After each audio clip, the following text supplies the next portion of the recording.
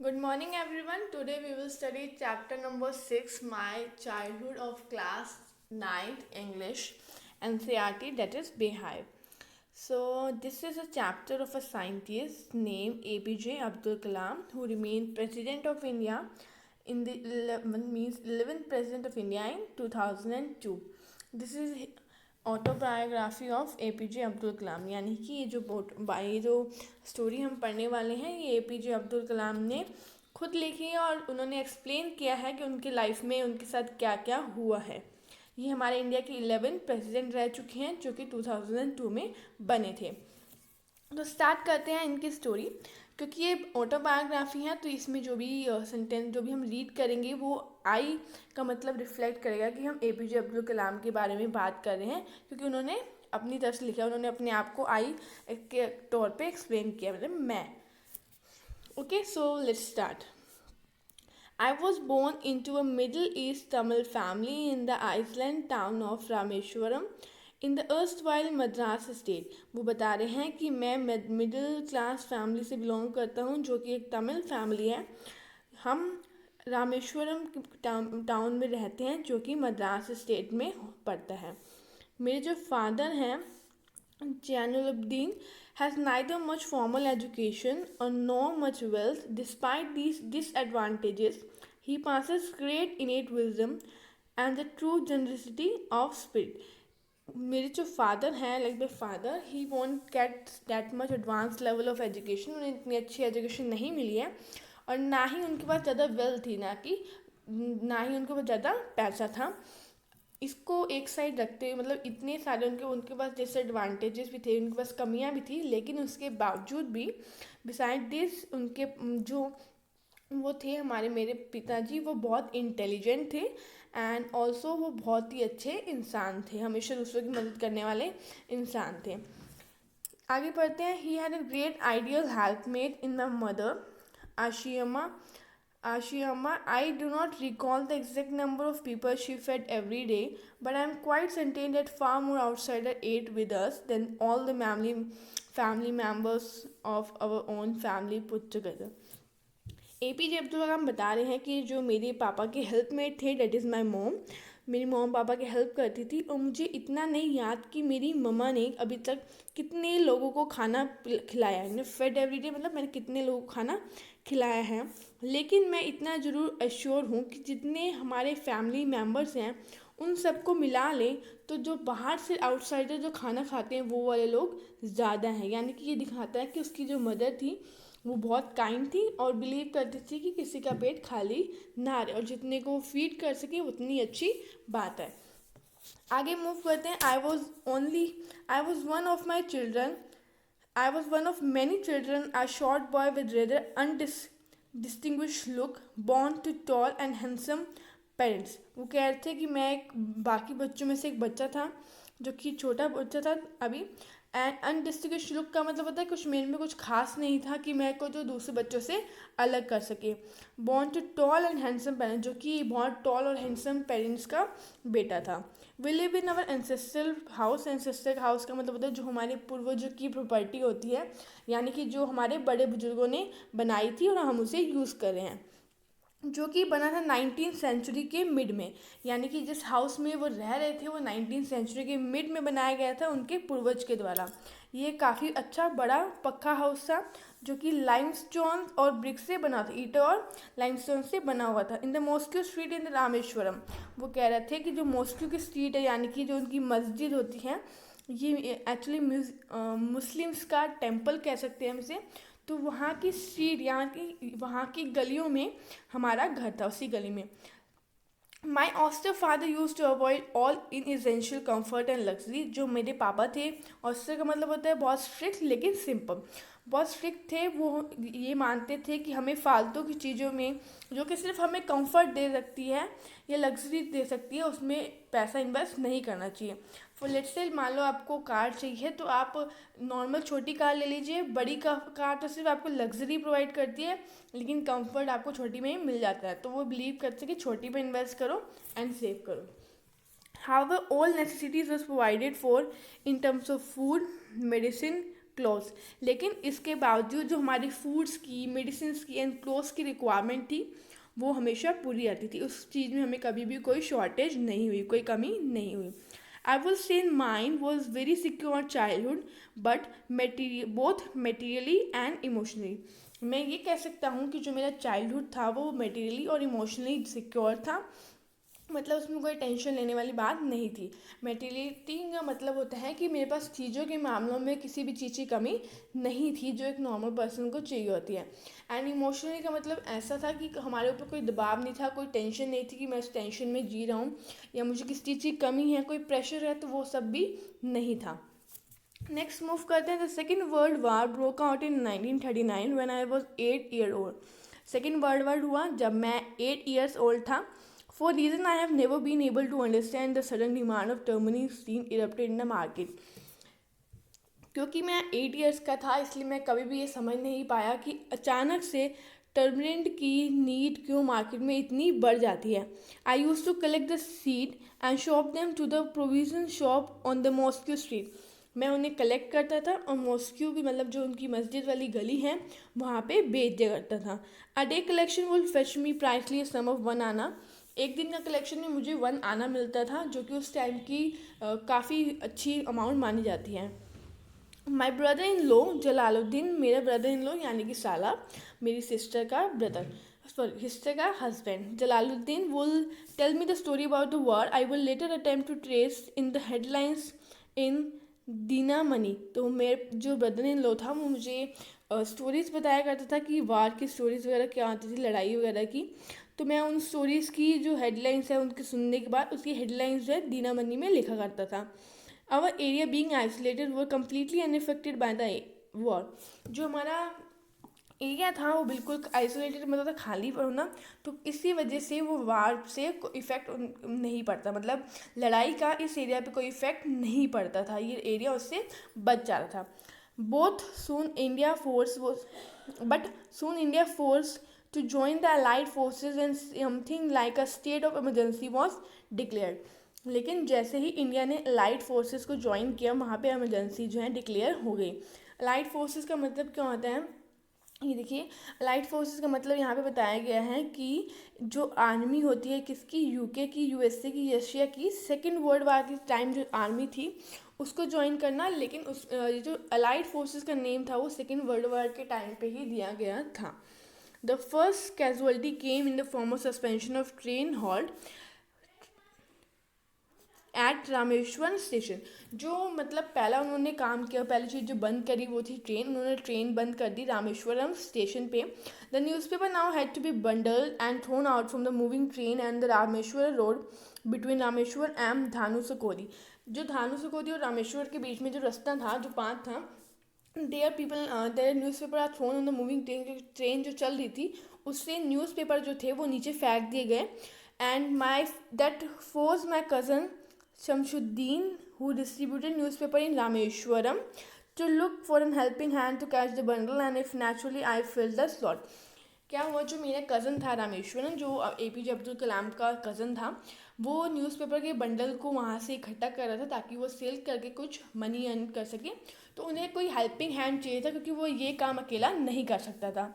और fortunately APJ Abdul कलाम भी उनके आसपास ही थे तो उन्होंने उनकी मदद करी। Shamsuddin help me earn my first wages.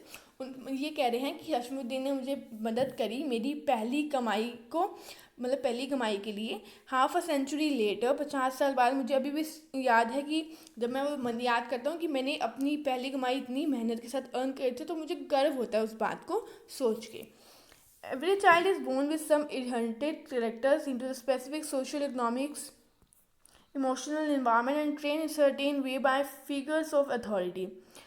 ये कह रहे हैं कि हर जो बच्चा होता है उसमें कोई ना कोई गुण होते हैं जो अपने पूर्वजों से आते हैं, भले वो माता पिता हों, दादा दादी हों, तो उनकी क्वालिटीज़ जो होती हैं वो बस जो मतलब बच्चे होते हैं, चिल्ड्रंस होते हैं, उनमें ट्रांसफ़र की हो जाती हैं। तो ये मतलब एक फैक्ट है। तो वो ये कह रहे थे कि कुछ सोशल, कुछ इकोनॉमिकल, कुछ इमोशनल, कोई ना कोई क्वालिटीज़ हमेशा ट्रांसफ़र होती ही हैं बच्चों में। मेरे पास जो आई, मतलब उनके पास जो क्वालिटीज़ आई हैं वो उसे बयां कर रहे हैं। I inherited honesty and self discipline from my father. मेरे पास मेरे पापा से ऑनेस्टी एंड सेल्फ डिसिप्लिन आया है। And from my mother I इनहर्टेड faith in goodness and deep kindness. मेरी मदर से आया है कि हमेशा हमें सच्चे का साथ देना चाहिए और काइंडनेस मतलब नेकी का काम करते रहना चाहिए। And did my 3 brothers and sister, और मेरे 3 जो भाई बहन हैं उनमें भी सेम क्वालिटीज़ मेरे पेरेंट्स से ट्रांसफ़र हुई है। I had 3 close friend in my childhood. मेरे चाइल्डहुड में मेरे पास 3 क्लोज फ्रेंड्स थे। उनके नेम हैं रामानंदा शास्त्री, अरविंदम, शिव प्रकाशम। तो ये 3 नेम्स हैं। नेम से ही पता चल रहा है कि ये लोग जो हैं मुस्लिम नहीं हैं, क्योंकि APJ अब्दुल कलाम एक मुस्लिम थे। All 3 boys are from orthodox Hindu Brahmin family. ये हिंदू ब्राह्मण फैमिली के तीनों बॉयज़ हैं। लेकिन हम तीनों में कभी भी इस बात का कोई चर्चा नहीं हुई, और हमने कभी भी एक दूसरे से कभी ये नहीं किया कि हम आपस में पार्शियलिटी करेंगे या कोई डिफरेंसेस रखेंगे, just because we are child and हम इन सब चीज़ों को नहीं मानते थे।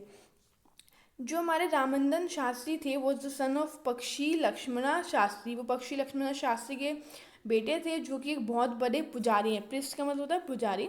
In the Rameswaram temple, Rameswaram temple के पुजारी थे।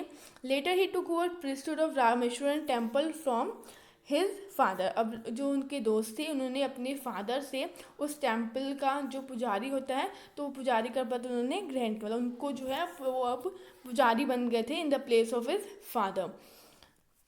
आगे बढ़ते हैं। Aravindan went into the business of arranging transport for visiting pilgrims, यानी कि जो भी श्रद्धालु आते हैं यहाँ पे पूजा वगैरह के लिए, मतलब जाते हैं टेम्पल्स वगैरह के लिए, तो उनके लिए ट्रांसपोर्टेशन की जो फैसिलिटी थी वो अरविंदम ने ले रखी थी, मतलब वो ट्रांसपोर्टेशन प्रोवाइड वगैरह करते थे।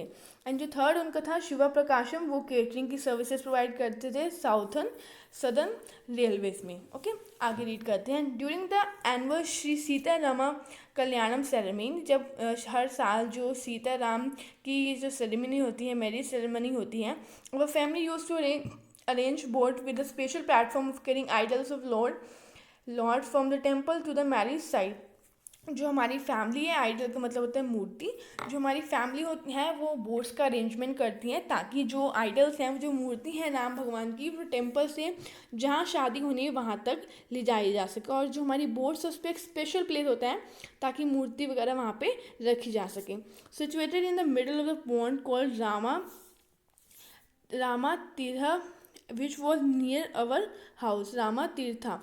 तो वहाँ जो जो प्लेस था मैरिज प्लेस, वो पोन के बीचों बीच था, उसे हम रामा तीर्थ बोलते हैं। ये मेंशन है, रामा तीर्थ बोलते हैं, और ये हमारे हाउस के काफ़ी क्लोजर था। Even from Ramayana from the life of the prophet were the bed time stories my mother and grand mother will tell the children in our family. ये बता रहे हैं कि जो राम भगवान की जो स्टोरीज थी एंड प्रॉफिट यानी कि मोहम्मद की जो स्टोरी थी, मतलब जो बहुत मुस्लिम और हिंदू, वो जो स्टोरी थी वो हमारी बेड टाइम स्टोरी हुआ करती थी, जो हमारी मदर और मेरे ग्रैंड मदर हमें सुनाया करती थी रात को। यानी कि वो बहुत रिलीजन्स की स्टोरी सुनने में इंटरेस्ट रखते थे, उनसे कोई वैर वगैरह या फिर कोई आपस में दुश्मनी नहीं दिमाते थे, दोनों को रिस्पेक्ट करते थे। One day I was in 5th standard, एक दिन की बात है जब मैं 5th स्टैंडर्ड में था, 5वीं कक्षा में था। At the Rameswaram elementary school, Rameswaram elementary school में a new chapter came to our class. I use to wear a cap which mark me as a Muslim and I always sat in the front row of Ramanadha Sastry. तो इसमें ये बता रहे हैं कि जैसे ही हम स्कूल में गए तो मैं एक कैप वेयर करता था, जिससे पता चलता था कि मैं एक मुस्लिम फैमिली से बिलोंग करता हूँ, और मैं राममदर शास्त्री के साथ बैठा करता था फर्स्ट रो में। We was scared thread the new teacher could not stomach a Hindu priest's son sitting in the Muslim boy। तो हमारे बीच में एक अजीब सा धागा था जिस डोर से हम बंधे हुए थे, लेकिन जो एक हिंदू टीचर आई जो उसे ये पाँच पची नहीं, नॉट स्टमक मतलब वो डाइजेस्ट नहीं कर पाई, उसे ये एक्सेप्ट नहीं कर पा रही थी कि जो प्रीस्ट का बेटा है यानी कि पुजारी का बेटा एक मुस्लिम बॉय के पास बैठा हुआ है। In according with the school ranking as a new teacher saw it, I was asked to go to sit in the back bench. जैसे ही न्यू टीचर ने देखा तो उसने मुझे कहा कि तुम वहाँ से उठ के बैक बेंच पे लास्ट सीट पे जाके बैठ जाओ। I felt very sad, so did the Ramdas Sastry. मुझे बहुत बुरा लगा और ऐसा ही बुरा रामदास शास्त्री को भी लगा। ही टुक a tree downcast as I shifted to my seat in the last row. The image of him weeping when I shifted to the last row left lasting impression on me. जब मैं लास्ट रो में जा रहा था तो वो बहुत ज़्यादा सैड था, हम दोनों बहुत ज़्यादा सैड थे। और जैसे ही मैं जा रहा था तब उसकी जो रोने वाली इमेज है उसने मेरे को बहुत ज़्यादा इफ़ेक्ट किया, बहुत ज़्यादा इम्पैक्ट डाला मेरे ऊपर, कि वो हमारे अलग होने पे उसके आंखों में आंसू आ गए। आफ्टर स्कूल, जैसे ही स्कूल आज का ख़त्म हुआ, we went home and told our respective parents about the incident.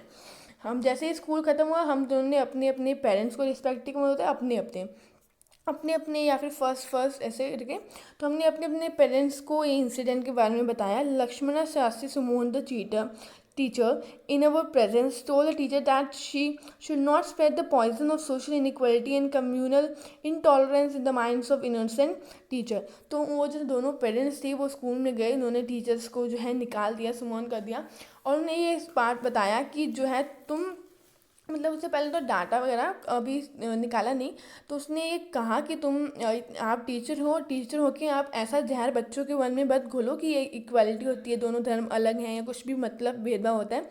ये बहुत इनोसेंट बच्चे हैं, इनके मन में ऐसा आपको डालना सही शोभा नहीं देता।